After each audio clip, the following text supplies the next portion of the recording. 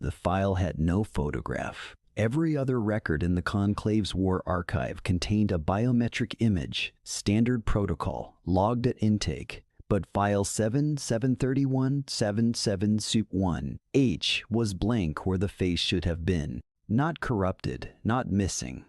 Deliberately removed. Someone with archive clearance had opened this record after the war ended and taken the image out. Coordinator Vessels of Quiet Water noticed it on a Tuesday, which meant nothing to her species, but everything to the humans she had spent 3 years trying to understand. She flagged the anomaly, sent a query to the intake office. Received 6 days later a single-line response that should not have been possible. This individual was never processed at intake, which was impossible. Because the file existed. Because the file contained 4 years of service records, commendations, disciplinary notations, medical logs, and a final entry that made Vessels stop breathing for 11 seconds. She counted, because her species counted everything.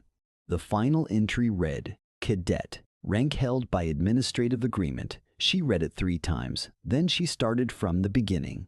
His name, according to the record, was Ellis Marin.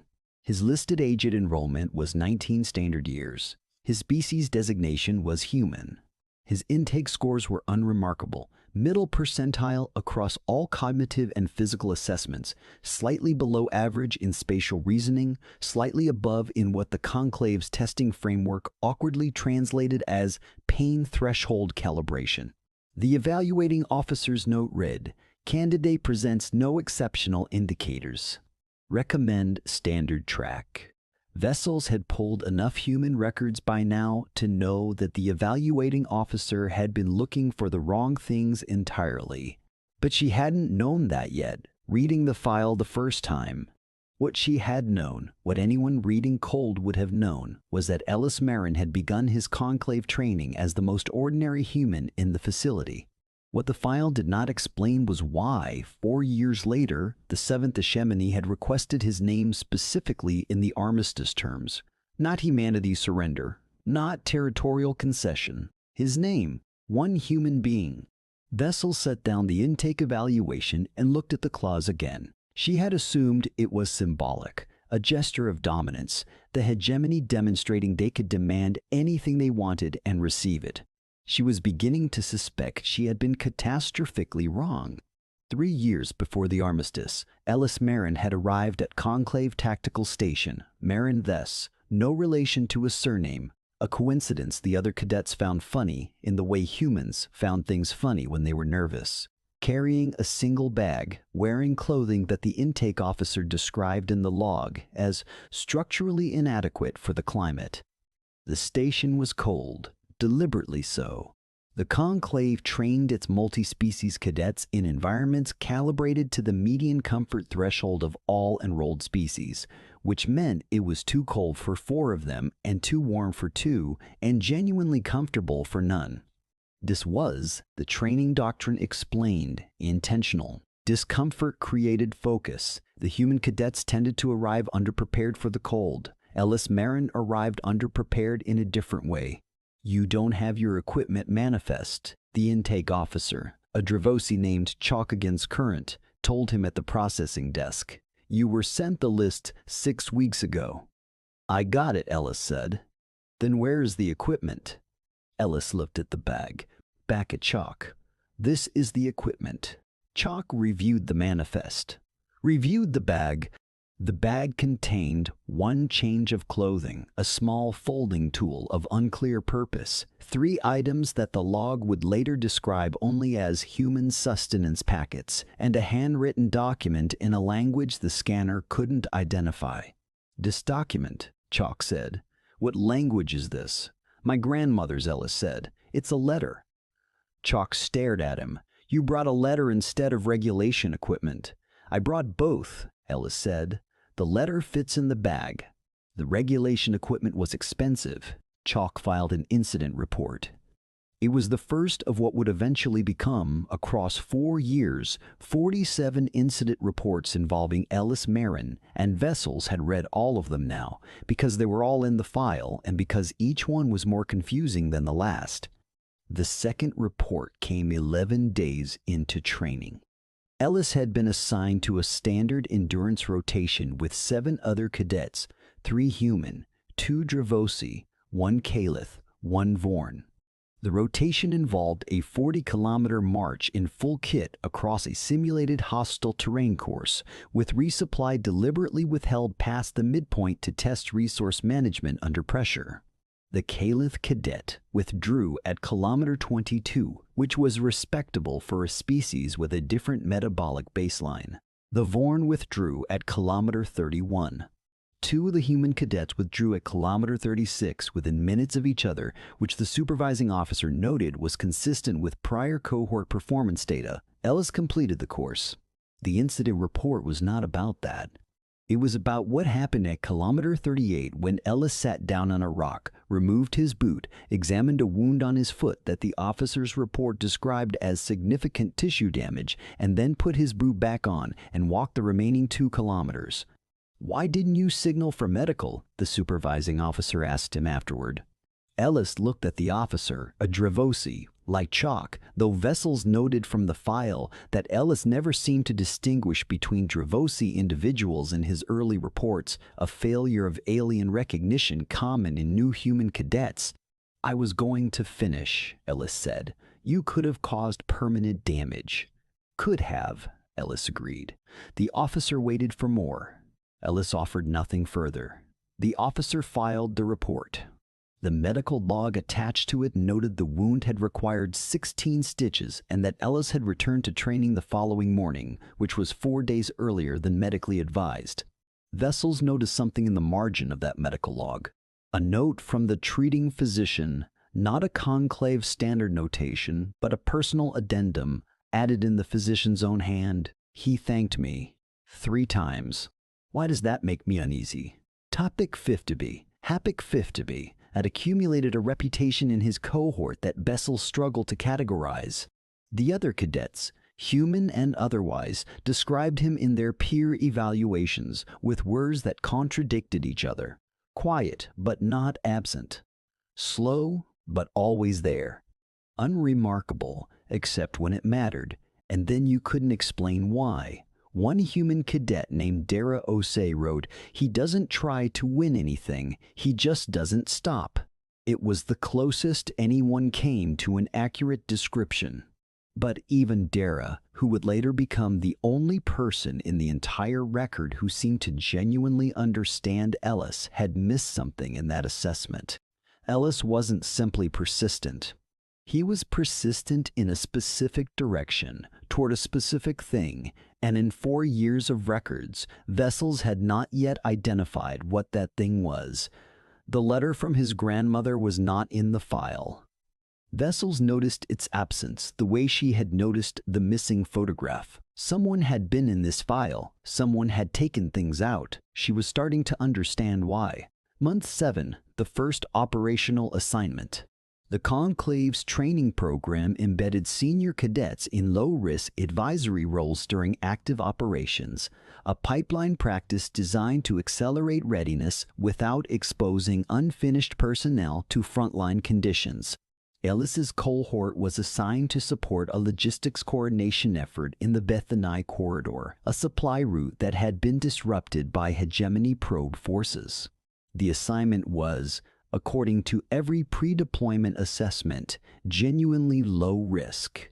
The probe forces were light. The Conclave's presence in the corridor was substantial. The cadets were support, not combatants. What happened instead was classified. Vessels had clearance for the unredacted version, and she read it slowly, twice. The hegemony probe forces had not been a probe. They had been a screen. Behind them was a full tactical element that the Conclave's intelligence apparatus had missed entirely, a failure of surveillance that the subsequent investigation would spend 18 months picking apart without producing a satisfying conclusion. The logistics coordination team was overrun. 7 Conclave officers, dead within the first 12 minutes, 4 cadets evacuated, 3 cadets missing, presumed captured. Ellis Marin was not in any of those categories. Ellis Marin was listed in the incident report filed 36 hours later as unaccounted for. He reappeared 4 days after that. The report on his reappearance was the 9th document in the file, and it was the one that had made Vessels flag the record for full review in the first place, because the report wasn't filed by a conclave officer. It was filed by a hegemony field commander, not to the conclave, to his own superiors. It had been intercepted, decoded, and archived, standard signals intelligence, and someone had attached it to Ellis's file without annotation, as if they wanted it there, but didn't want to explain why. The hegemony commander's report described a human who had appeared at the perimeter of their forward position at dawn on the 4th day. Alone, unarmed as far as sensors could determine, walking at a pace the commander described as unhurried. The commander had scrambled 2 fire teams, had ordered the human to halt. The human had halted. He stood there, the translation read, and he looked at our position, not at the soldiers, at the position itself, the fortifications, the placement, the angles. He looked at it the way you look at something you are memorizing. Then Ellis had turned and walked away. They had not fired. The commander's report spent considerable length attempting to explain why not, and did not succeed. 3 days later, that forward position was abandoned, not attacked. The commander was clear about this. There had been no conclave offensive. The position had simply become, in the commander's phrase, untenable to hold. Supply lines disrupted. Communication interference. Equipment malfunctions that the technical teams could not attribute to any known cause. The commander's final line: I believe the human was counting things. I do not know what he was counting things. Vessels set down the report. She looked at the enrollment date. She looked at the date of the Vithani corridor incident. She looked at the date of the abandoned forward position. Then she looked at something she had almost passed over. A small notation in the medical log from month 3, attached to a routine examination written by the same physician who had been unsettled by the 3 thank yous. Patient exhibits unusual familiarity with station infrastructure. Ask him how long he'd been mapping the facility. He smiled and said he hadn't been. Vessels felt a specific sensation that her species called the ground shifting. The sense that something you had been standing on was not what you believed it to be. She had been reading this file as the record of an ordinary cadet. She was beginning to understand it was something else entirely. She went back to the beginning. Not the enrollment. Earlier, the file had a creation timestamp. Standard conclave record protocol. A file was created when a cadet enrolled. Ellis Marin's file had been created 14 months before his enrollment date. 14 months. She read the intake scores again. Middle percentile. Slightly below average in spatial reasoning. But spatial reasoning tests in the conclave's assessment battery measured a specific kind of space, navigating unfamiliar environments under time pressure. They did not measure memorization of a space you had already seen. They did not measure the ability to reconstruct a floor plan from a single walkthrough. They did not measure the patience to spend 14 months in the place before anyone official knew you were there. Who are you? Vessels said aloud, to a file, to a blank square where a photograph should have been. The file did not answer. But the next document did, in the way that files answer, obliquely, through accumulation. Month 14 of Ellis's service. He was no longer in the cadet track in any practical sense, though his rank designation had never changed.